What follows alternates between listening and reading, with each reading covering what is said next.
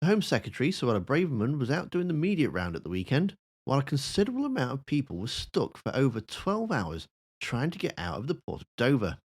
During this interview round, she claimed that the delays were nothing to do with Brexit, nothing to do with the increased passport checks that need to be taken because we restricted our freedom of movement. Quickly. You talk about the increase in people trying to make the journey, but of course it's a busy time of year. The CEO of Dover Port has said the difference of living in a post-Brexit environment means that every passport needs to be checked.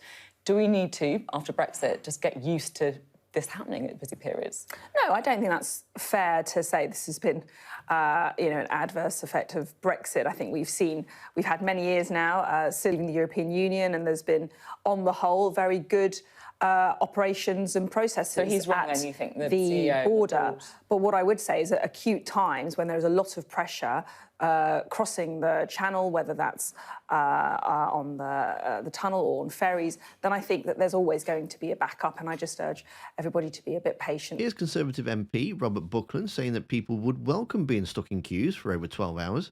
Credit to Haggis for posting this on Twitter. There are lots of families wanting to travel, and it does seem to me to be somewhat of a problem here that this particular backlog was allowed to grow. I gather that things have eased somewhat overnight, but putting myself in the shoes of those families and businesses, it must have been horrendous over the last few days. And I think there will be more checks, but frankly, I think the public expect that and would regard that as an acceptable price to pay. Right. And to understand what's going on, here's Simon Calder, the travel expert for The Independent, to explain it in better detail than I probably could.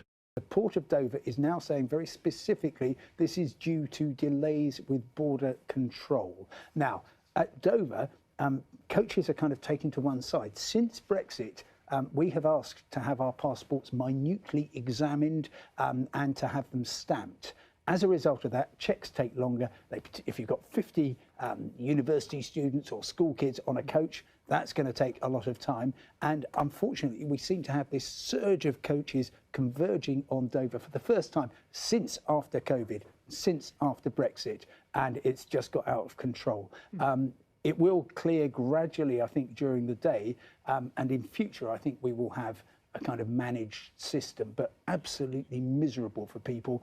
And this is even without the entry-exit system, which is possibly going to come in at the end of the year, where you'll have to have everyone fingerprinted and have their facial biometric taken as well. Goodness gracious, so it's going to get worse. And to see Suella Braverman looking like a fool at the dispatch box, you need to click the video that's on screen now. Don't forget to hit that like button or the join button for memberships. Thanks for watching, and I'll see you next time.